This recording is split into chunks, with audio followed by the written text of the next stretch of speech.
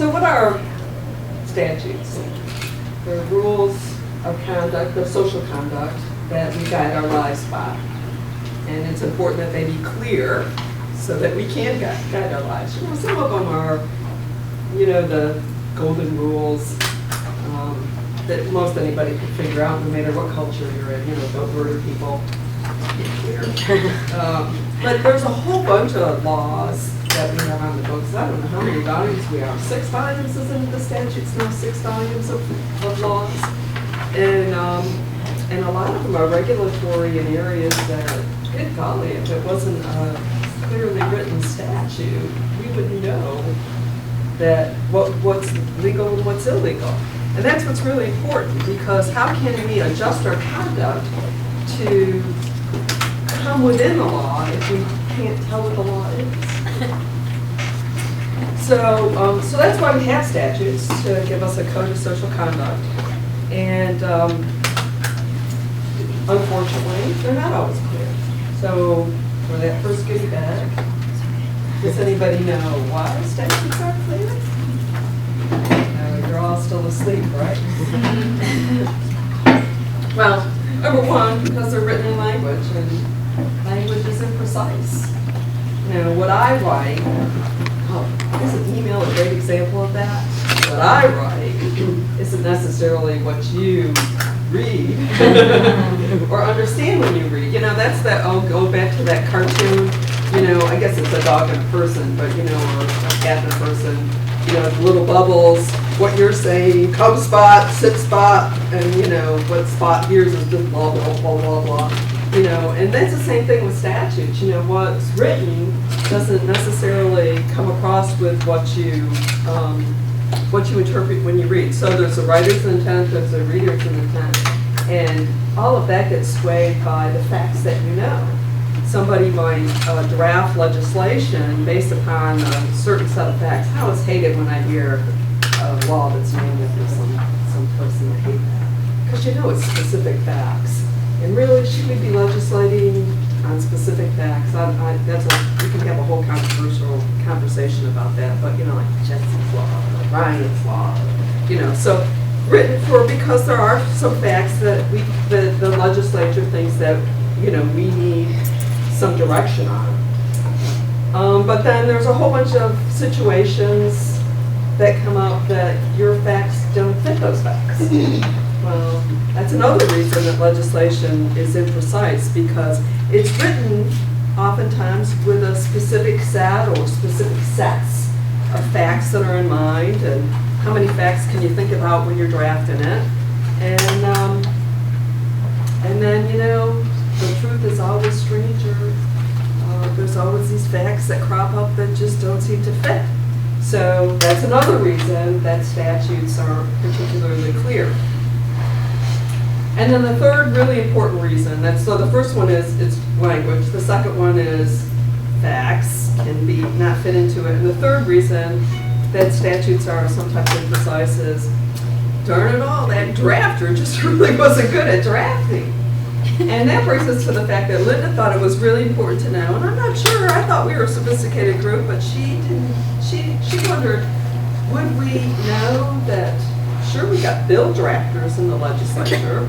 Maybe y'all know somebody that's their job, bill drafting. And they read books like Bill Drafting, put together by the House or the Senate, Manual for Drafting Legislation. And so they have some training about how to draft bills so that they are clear. I mean, because the legislature's goal, the goal of any bill drafter, is to write a really clear statute so that those darn courts don't have to come in and interpret them. I mean, that's their goal. We want the law to be interpreted how we wrote it. So bill drafters have some training about that. But not all laws are written by our bill drafters. You know, sometimes, as Linda said, you know, lobbyists write legislation. Did we all know that? Lobbyists write legislation? No. So you're all shaking your heads, no. And so I guess Linda had that right on point, that lobbyists do write. So are they trained in bill drafting? Do they know the rules of statutory construction? Are they so persuaded by the law that they want to have passed that sometimes they're looking at it with tunnel vision and not thinking about all those factual situations that might crop up that you're going to get so that it could be considered vague or ambiguous. So there's several reasons why legislation isn't always as clear as it should be, and then we come to that's when we come to statutory construction and interpretation. If your statute is ambiguous, which means capable of more than one meaning, could mean two things, could mean three things, and once again, the facts may flesh that out, then the courts are going to be called upon to construe that statute. Or is it vague, incapable of any meaning? I think there's some statutes like that too. So, and that's when a controversy becomes a controversy in the trial court, and that's when it becomes it can become a controversy on appeal. As an appellate lawyer, I love a good case of statutory construction. Anybody know why? Oh, it's that standard of review, de novo. Any appellate lawyer wants a question, an issue that's going to be the de novo standard review. That means that means the appellate court's going to be able to decide it like it's like a virgin, like the very first so that's really what I want. And so a statutory construction issue in the appellate realm is a sexy issue. It's something that we all want. And but I'm going to tell you, I want to be, y'all done any appeals? Where do you want to be as an appellate lawyer? You want to be at the lead, right? You want to be the person who's defending what the trial court did, because, I don't care what kind of an issue you have, the chance of winning on appeal it's a really uphill battle. I always think of myself as underdog, when people want to describe what I do. Well, I'm underdog. I'm the person who climbs that really big hill to make it turn out for my client when I'm an appellant. And I cite different kinds of, statistics and, even the best of things. I think, the first DCA, 13%, some years it's as low as 8% of cases get overturned. 13%, depending on, hopefully if you've got that de novo issue, you can edge it up to 20%. But it really is an uphill battle. So that brings me to my best advice for any lawyer or any client about an appeal. Win at the trial level. That's your best chance of winning an appeal. So ideally, what you want to do is be able to tell you want to convince that trial judge that your interpretation of the statute is the correct one. And so that brings us to so how do you get to that point? Well, there's the rules of statutory construction. But I'm going to tell you this, no hard case is going to turn out because of the rules of statutory construction. Because in the end, we have to interpret a law so that it just makes good common sense. And you can pick, as I'll talk about in a few minutes, pick different kinds of rules of statutory construction to get your result.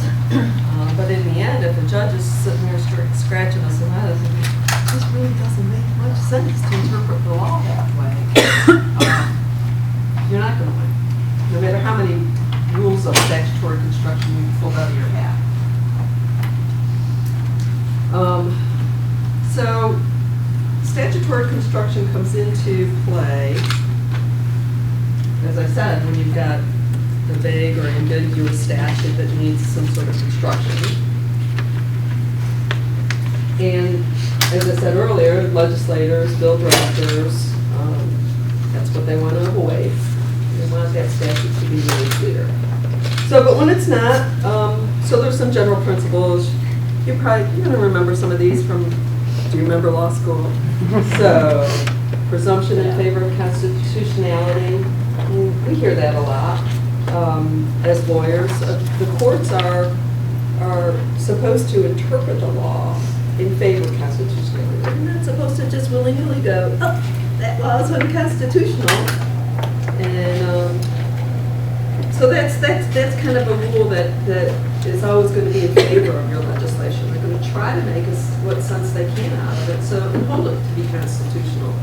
Because if that wasn't in effect, then where would be the strength of those rules that guide our conduct? If courts could just willy-nilly say, oh, unconstitutional, then we wouldn't have the security of the laws to be able to guide our conduct. And that's really what it's all about, having security in our rules of conduct. So then also you'll remember, construe the statute as a whole.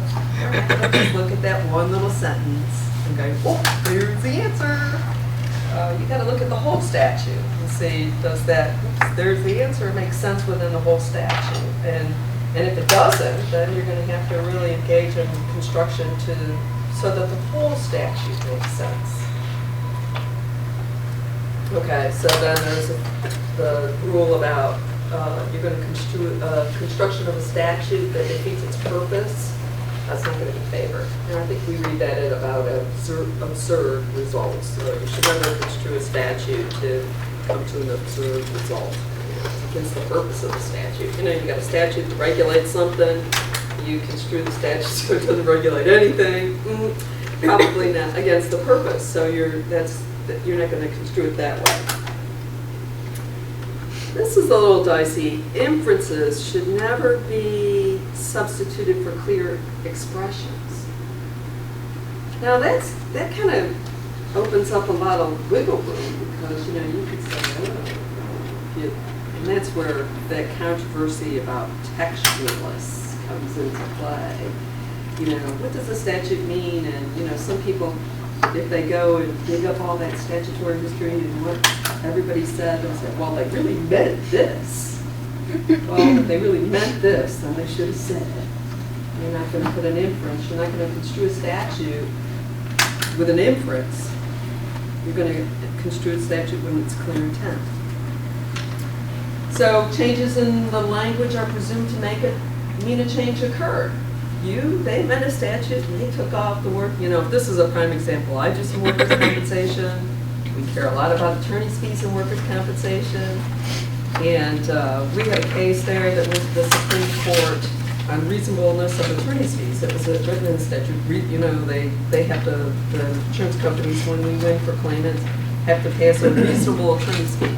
You know, remember all those Lee engineering factors, the ones that are in the Code of Professional Conduct about what's reasonable, they were all written into the statute, and they took it out. They left the word reasonable into the statute. So they had a case, Emma Murray went to the Supreme Court, and so there was discussion. What's a reasonable fee? Well, you know, what was paid to the attorneys in that case under the court order was, I can't remember. You know, I'm probably exaggerating at this point. $8 an hour, or maybe it was $30 an hour. I don't know, some very small amount. Closer to 8. Pardon? Closer to 8, I do call. Yeah. So there you go. And so hey, you answered a question. Yes. I'm going to give you a. Didn't even hurt. Castellano and Westfall are up right now, and oral arguments have already been heard. Right. So we're waiting. And we love you for that. All right. Great. And I'm hoping you're going to make me big money soon. So the statute had the word reasonable in it, and the way that the Supreme Court decided that case said, even though those factors, those Lee engineering factors that used to be in the statute and had been removed by the amendment, that just run them right back into it because the word reasonable was there, and under the Florida law, that's how you decide what a reasonable fee is, those Lee engineering factors that are codified in the rules of professional regulations. So that's what the Supreme Court did. Read those rules into it. So you know what the legislature did? They decided Emma Murray in November. And next session in March, they amended the statute and put the word reasonable out. So that's the end of the engineering and the factors. Maybe. There's a case there, as pointed out, Castellanos is another challenge to the same statute, which has to do with reasonable fees. How much was Castellanos' attorneys paid? It was 30-something. Another, like $8. Yeah, it was you know, an a hour. little bit more, but maybe a little bit more. Maybe ultimately, it's workers' comp, if you were successful at the trial level, we used to get paid every hour we spent litigating an issue.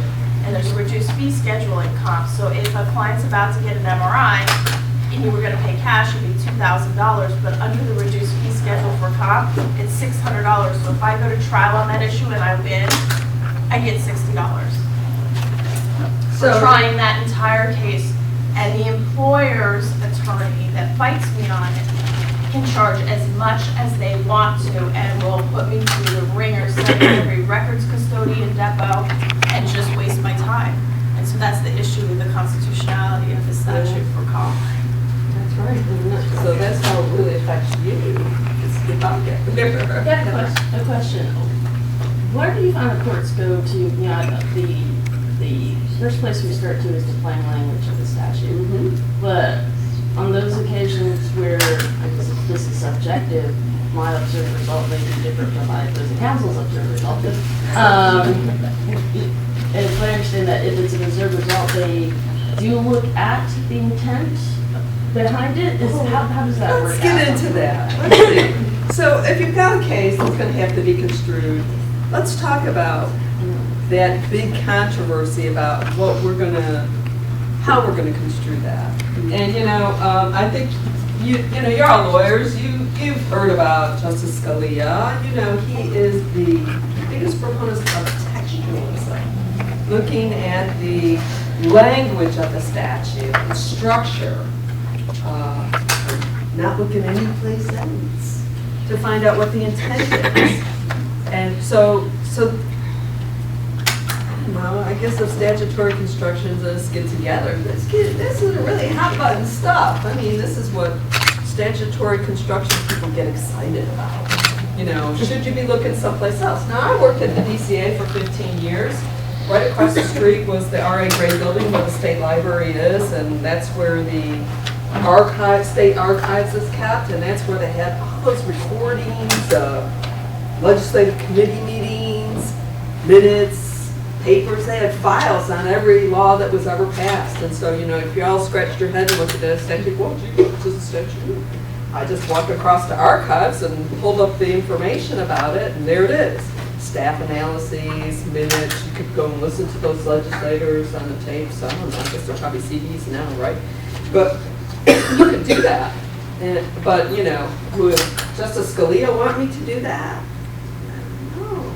No. Those are not the words in the statute. And I guess we all talk about it as lawyers. You don't want to see how the sausage is made. I think they often say that about legislation, right? I think Bill will tell you that, right? You don't want to see that. In the Senate of Florida, they used to, years ago in the old Capitol, they had glass top tables and had glass tops on the desk.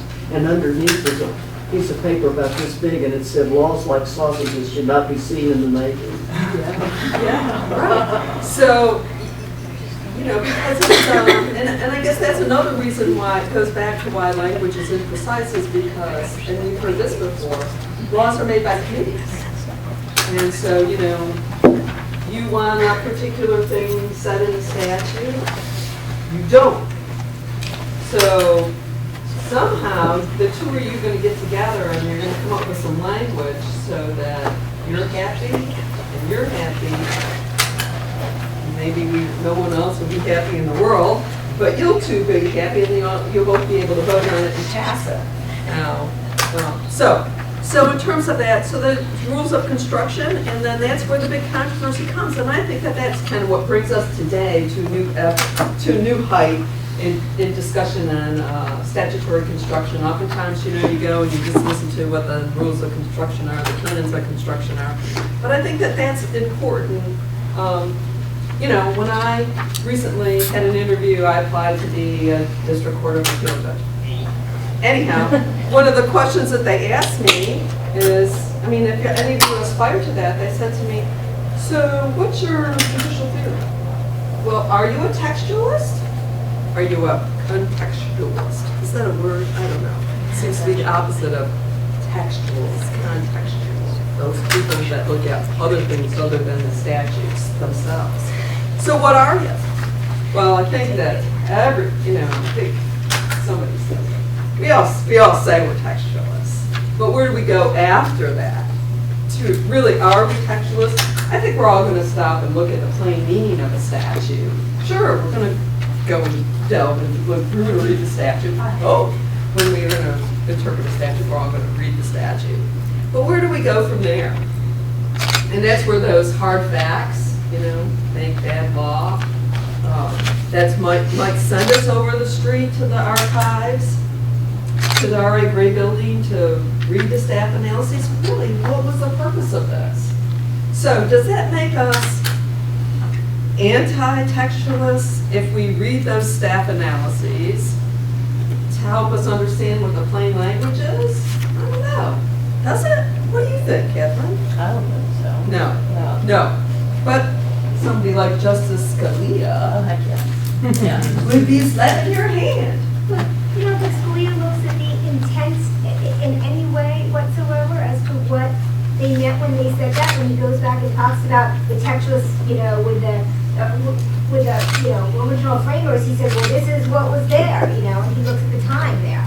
So in some way, you go back and look at what was meant, even if you're a textualist.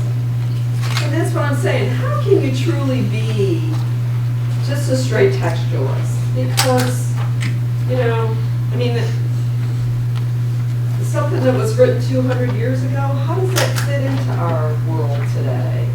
Under the facts that we have now? There's all these laws now about things that are, y'all gonna talk about internet stalking. Is that part of, with the human trafficking that's going on and cyber stalking and things like that. Really, do you think that Thomas Jefferson thought about that? So, I think that there's, but I think that it's important to understand that there's a controversy there about what sources that you should look at when you're going to interpret a statute. And if you've got the judge that you're arguing a case to as an advocate, remember my number one rule, win at the trial level? So if that judge that you're going to go before to argue your statutory interpretation is a strict constructivist, textualist, I love Antonin Scalia, then you should be really honing your arguments so that you're really looking at the plain language of the statute, deriving its meaning from its structure, its punctuation, its grammar, how the subsections are put together, what the title of it is. Maybe you could look at the preamble if there's some sort of intent there. But on the other hand, if you've got a trial judge that liberal activist, that works both ways, I'm sorry to say. I think that it's become just associated, or some people want to say activist judges are just those liberal people. But you know what? It goes both ways. But anyhow, so then maybe you want to, but if you have a judge that that's open to walking across the RA Gray building and looking at the state, maybe that's what you want to include in your analysis, when you're presenting that argument is, well, the purpose of the statute's right here in the staff analysis, and it was to accomplish this goal, and that's exactly what this case is about, Judge. Exactly. And so maybe you can persuade the judge with that. When you get into the canons and the rules of statutory construction, one of the things that Linda taught me is that Catherine asked her a question and as did Robin, so I'm going to give Catherine a little goodie bag.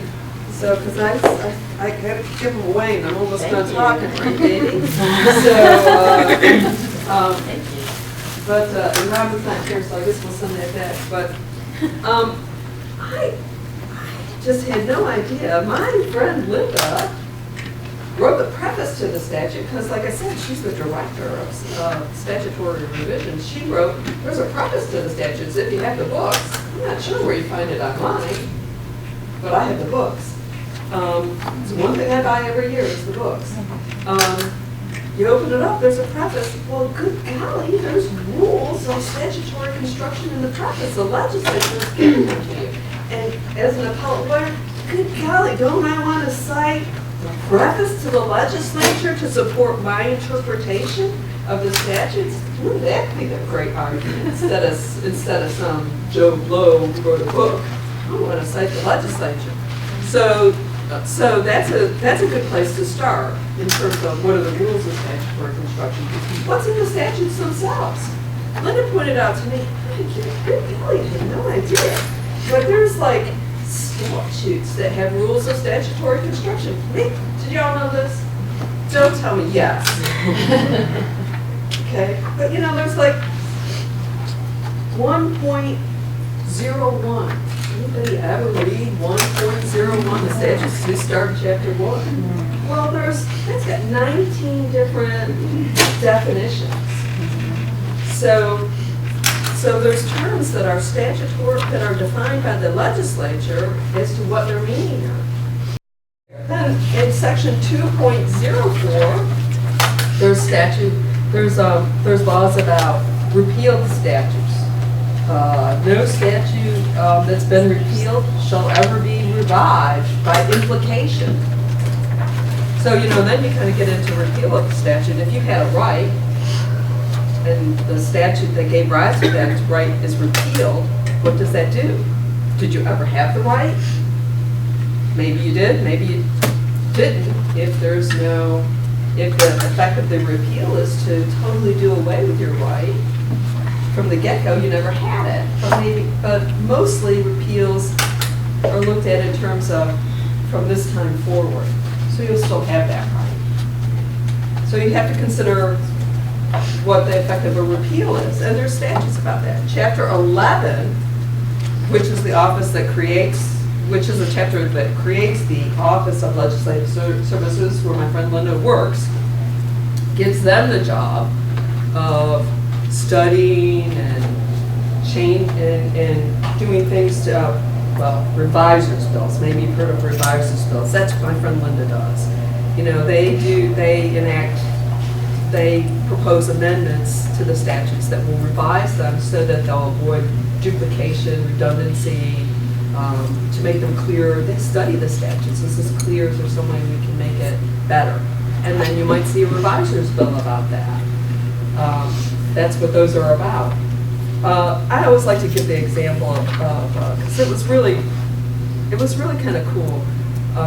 You know that he said, she said, I just read something about it. Brian Garner, who is a legal writer, who writes with Justice Scalia, they wrote this Reading the Law book, Brian Garner. He does this little usage thing, so if you like language, you can sign up and he'll send it to you in an email. And he did one recently on that indefinite pronouns, themselves and all that stuff. But he talked about, he, she, and he called it this great. He said, oh, I used to, when I would write things use the royal he and exclude half the population. He, she, we say he, she now, hopefully. Some people say she, excluding that unroyal he now, right? But, there's that going on. But she did, back in the 90s, that's when the statutes were still published every other year. She did revisers bills at no cost.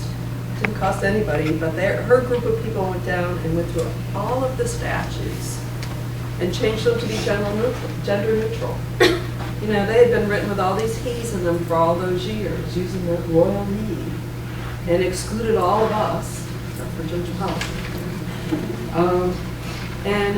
So that was one of the jobs that her division did, was to go through and gender neutralize. So they went through and every place they substituted he or she or he, or maybe resubstituted plaintiff or plaintiff or whatever that word was to make them gender neutral.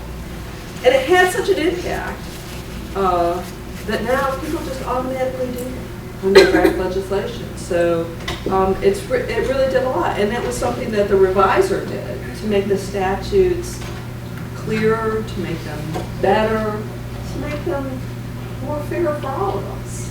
Don't you hate to read a law that seems to exclude you? I think that's bad. So anyhow, so you need to be aware that there's a whole bunch of rules in Chapter 11 too about what happens to statutes too, and you might want to just start in the statute books. Are you raising your hand? Well, wait a question. Because here's the issue for me with statutory construction that I always run into. is there anything in the statute books that gives us priorities within the rules of statutory construction? It seems like at least half the time you can find conflicting rules of statutory construction. So what I'd really like is a nice orderly list.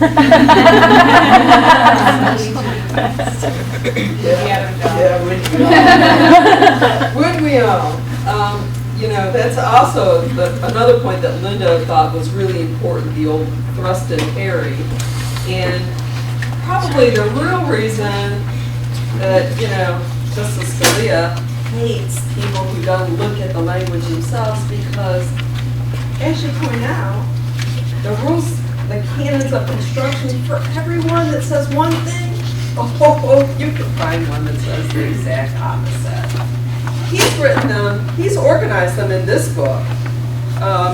It's really interesting. There's like, he's organized them all in terms of ones that are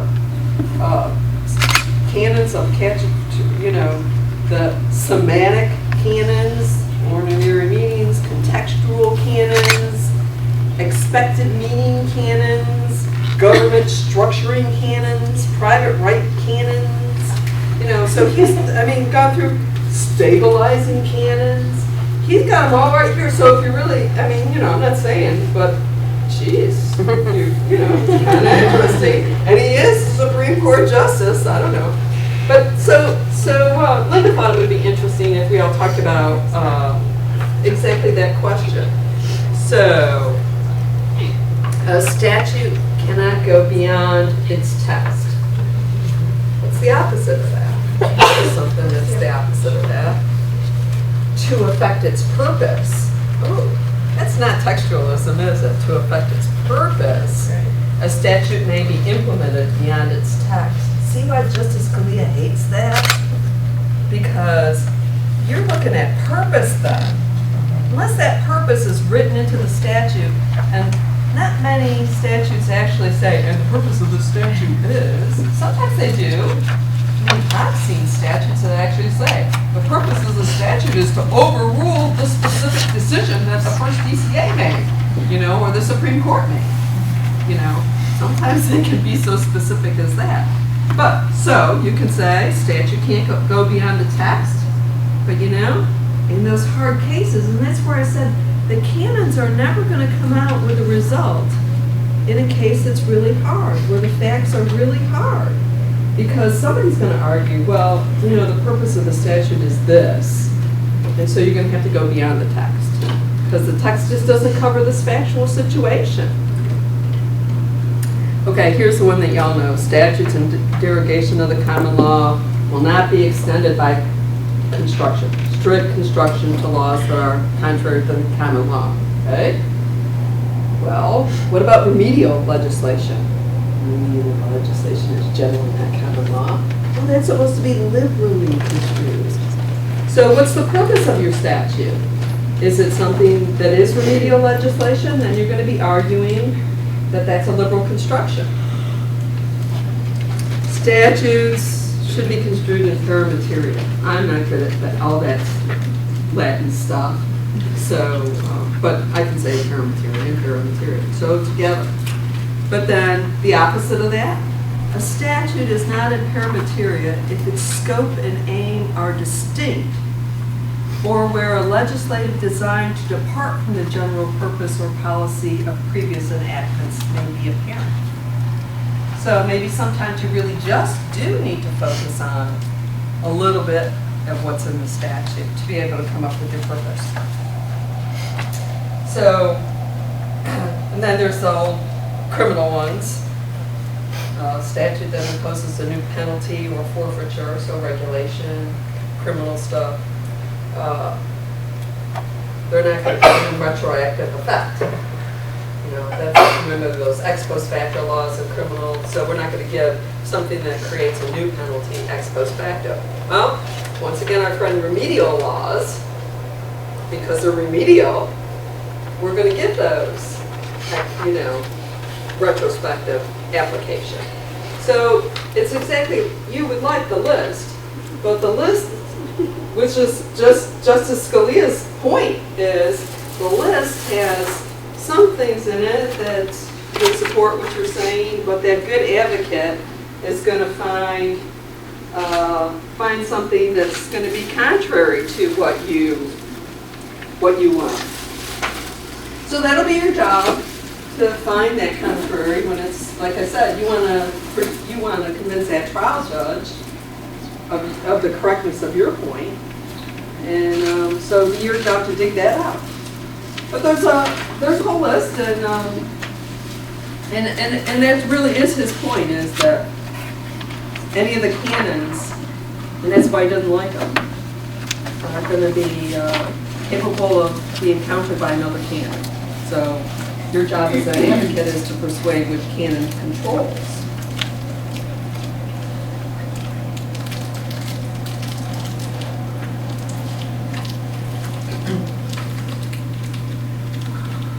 So, like I said, I'm not good at Latin because English, I'm not very good at speaking, but expressio unis, the expression of one thing excludes everything else. Remember with those little laundry lists in there. I don't know, nocitor associus, I don't know. The meaning of doubtful words may be determined by the reference of associated words. So, the last antecedent, that's the last amendment that was passed in the session that's going to control. Every word is supposed to be given effect. Different words mean different things. If you use the same word in one place, if you use a word in one place, it means the same thing someplace else. So there's lots of different rules of construction. Your job as an advocate is to find the ones, of course, that help your client. And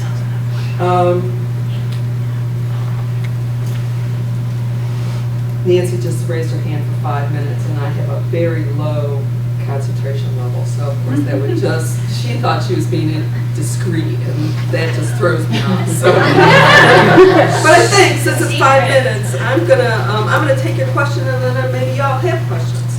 Is there any, what is the mechanism by which, after a court has ruled on something that has overturned a statute or defined whatever was ambiguous, what is the mechanism by the legislature going back to amend or to correct that, or does it even get corrected and it just stays in the record that it was overruled by the judiciary and then it can just hang out there? Or isn't that one of those rules of statutory construction? Right. That if a court has interpreted a statute in a certain way, and they sure as heck and they don't like that, they sure as heck better do something about it at the very next legislative session, or we're going to presume that the legislature was aware of that construction and we're going to construe it that way.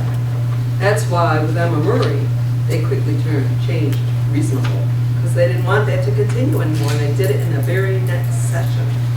So that's what they're going to do, is they're going to pass a bill that'll change that interpretation if they don't like it. If they like it, let it be.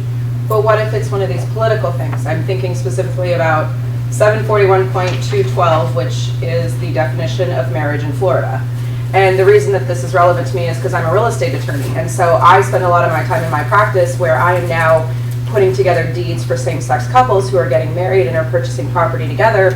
But under Florida law, joint tenants with rights of survivorship is their only avenue. They can't have tenancy by the entireties. But the Florida statute says they're not legally joined in marriage. They're not allowed any of the privileges of being considered a married couple, yet obviously we have rulings from the circuit courts that are saying differently. We're waiting obviously on the Supreme Court, but I don't see the legislature actually wanting to take up this issue in any way, shape, or form to correct what is clearly going to be an issue once the Florida Supreme Court probably is going to have to get involved, once the federal Supreme Court is going to have to deal with it. So, oh well, and I guess what do we do in the meantime? And that's kind of one of the problems with statutes. Because remember, I started off, what are they? They're rules of social conduct. Well, they can be very controversial, rules of social conduct. What you think is okay, not what you think is okay. And And a lot of those things in this culture that we live in today become very politicized, haven't they? And so we're going to take a controversial topic, we're going to politicize it, and then we're going to hope the legislature gives us some guidance so that we can control our social conduct and can know, will this house be ours, will this house be mine when my partner dies, or won't it? And more importantly, am I going to be sued for malpractice if it doesn't go right? That's really my issue. Right, so, and this would not be the first time or the first topic in which the legislature has dodged the issue.